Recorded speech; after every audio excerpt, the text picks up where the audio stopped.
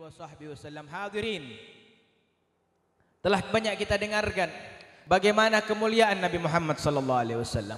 Namun akal kita semakin buntu kalau membayangkan bagaimana saudara kita di luar sana yang tidak mau andil bersama kita.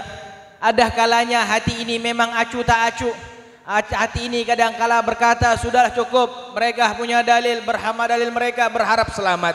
Kita punya dalil, bersama dalil kita berharap selamat. Namun jikalau kita sudah dengar nasihat yang disampaikan guru-guru kita pada malam hari ini, seakan-akan acuh tak acuh tidak ingin, seakan-akan kita ingin menarik mereka. Sebagaimana kita kenal Nabi Muhammad, biarkan mereka kenal juga Nabi Muhammad. Sebagaimana kita muliakan Nabi Muhammad, biarkan juga mereka muliakan Nabi Muhammad. Sebagaimana cinta kita menggebu-gebu kepada Nabi Muhammad, kita berharap mereka juga menggebu-gebu untuk cinta kepada Nabi Muhammad sallallahu alaihi wasallam. Karena surga Allah luas, surga Allah terbentang begitu besar, berharap seluruh umat manusia masuk bersama ke dalam surganya Allah subhanahu wa ta'ala. Jikalau sebagian di antara mereka di luar sana mereka mengatakan bahwasanya Nabi Muhammad mulia, bahwasanya Nabi Muhammad agung, namun tidak mau berlebihan, takut dalam maksud mengkultuskan Nabi Muhammad, itu salah jauh.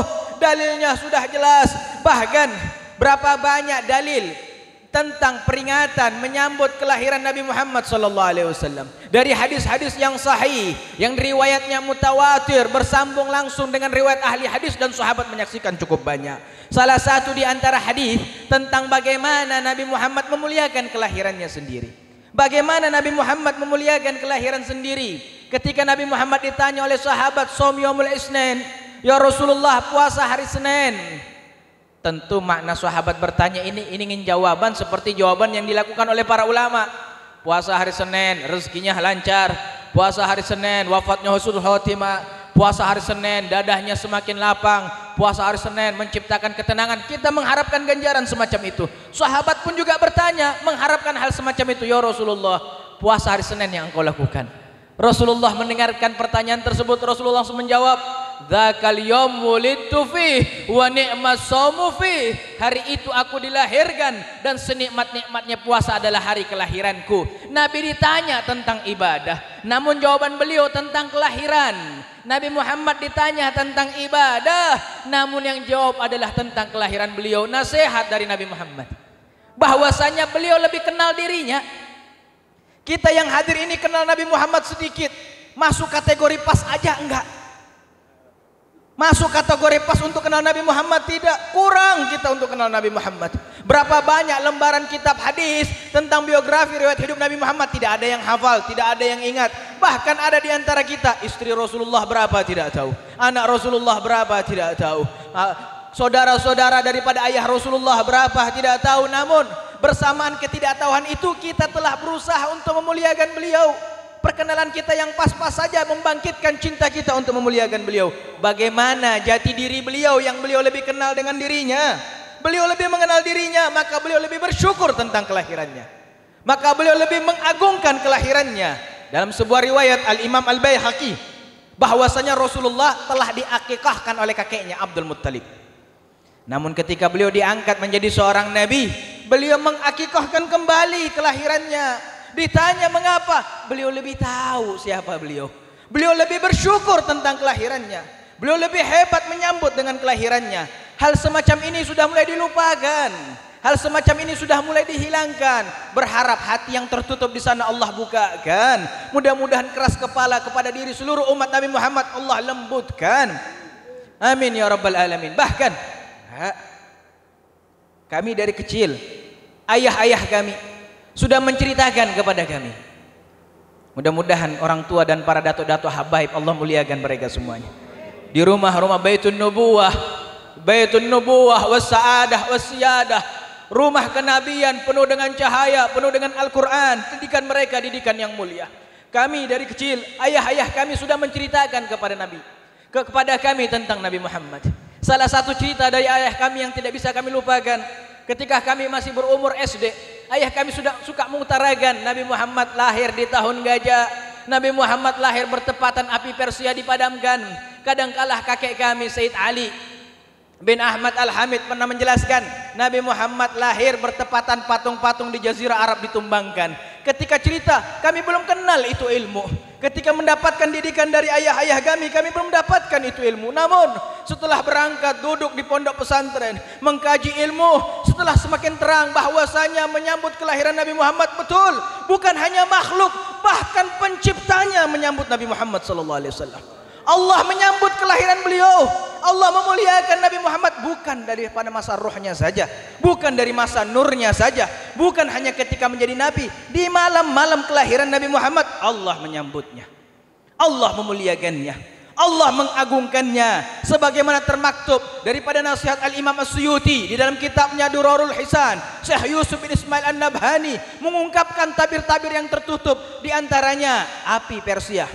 Api Persia yang berada di Iran berumur 1000 tahun, dalam riwayat yang lain 1200 tahun, tidak pernah padam. Itu api tidak dijaga, itu api dilepas begitu saja. Angin yang kencang tidak memadamkannya, air yang deras turun tidak memadamkannya. Begitu hebat ini api hingga seluruh manusia menyembahnya.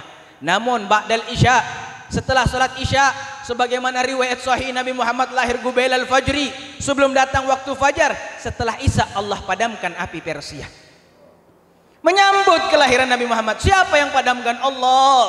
Allah menyambut Nabi Muhammad, Allah memuliakan Nabi Muhammad.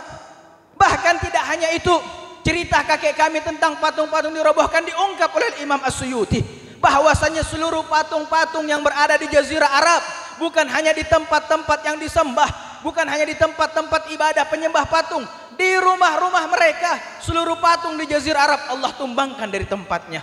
Tepat ba'dal isya, setelah salat, setelah waktu isya tiba, tepat sepertengah malam, Allah tumbangkan para patung-patung untuk menyambut kelahiran Nabi Muhammad sallallahu alaihi wasallam. Jangankan malam kelahirannya, jangankan bulan kelahirannya, jangankan malam kelahirannya, jangankan bulan kelahirannya, tahun kelahirannya Allah jaga. Tahun kelahiran Nabi Muhammad Allah muliakan, tahun kelahiran Nabi Muhammad Allah agungkan. Kecil kami dididik, Nabi Muhammad lahir pada saat tahun gajah. Kita bertanya, apa tahun gajah? Raja Abraham dimusnahkan oleh Allah karena menghancurkan Ka'bah, karena mau menghancurkan Ka'bah. Itu kita buka sekarang, dari berapa banyak kitab hadis sahih menjelaskan, setelah Raja Abraham membangun suatu tempat untuk disembah di Yaman, tidak ada yang datang menyembahnya, maka mereka terpengaruh satu dengan yang lain untuk menghancurkan Ka'bah, berharap Yaman disembah. Berangkat dengan puluhan ribu pasukan bala tentaranya, dengan menggunakan gajah yang besar berwarna putih, ingin menghancurkan Ka'bah. Namun sebelum sampai ke tanah haram, Allah musnahkan Abraha beserta pasukannya. Tidak tanggung-tanggung, perintah langsung dari Allah kepada burung ababil.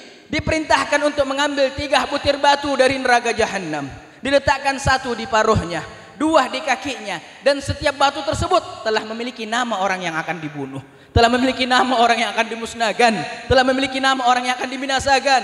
Dan itu Allah jatuhkan tepat pada diri mereka. Tidak ada satupun dari pasukan Abraha sampai ke Yaman dalam keadaan hidup. Semua dimusnahkan oleh Allah Subhanahu wa taala, sampai Allah mengatakan jasad yang tertimpa batu-batu kecil dari neraka jahanam, faja'alahum ka'asfim ma'kul, maka Allah jadikan jasad-jasad mereka setelah ketimpahan daripada batu jahanam ka'asfim ma'kul, seperti daun-daun kekeringan. Kenapa itu terjadi? Ya, itu bukan kebetulan. Tahun itu akan dilahirkan kekasih Allah, tahun itu akan dilahirkan junjungan umat manusia, tahun itu akan dilahirkan makhluk yang dipuji oleh Allah jauh sebelum penciptaan jasad, jauh sebelum penciptaan roh. Penciptaan nurnya Nabi Muhammad telah diagungkan oleh Allah Subhanahu wa taala. Malam itu adalah penciptaan basyariahnya, tahun itu adalah tahun penciptaan basyariahnya. Maka Allah menjaga, sampai seorang ulama mengatakan, bukti Allah memuliakan kelahiran Nabi Muhammad, tahun kelahirannya Allah jaga. Tidak kebayang, andai kata Abraha sukses menghancurkan Ka'bah, tidak terbayang akan tercatat dalam lembaran sejarah bahwasanya Nabi Muhammad lahir bertepatan Ka'bah dihancurkan. Aib itu, jelek. Biografi riwayat hidup Nabi Muhammad rusak. Ayat telah menjelaskan kepada kita tentang kemuliaan Nabi Muhammad. Wa rafa'na laka dzikrak, dan kami agungkan namamu wahai Muhammad. Kami tinggikan biografi riwayat hidupmu. Ka'bah hancur. Kenyataan bertolak belakang dengan ayat Allah Subhanahu wa taala. Namun tidak, Allah muliakan Nabi Muhammad. Kalau sampai di sini pembahasan sebenarnya iman yang kita miliki iman semacam apa kepada beliau? Akal yang kita miliki akal semacam mana kepada beliau, hingga terdapat perbedaan yang jauh antara kita dan saudara-saudara kita di sana.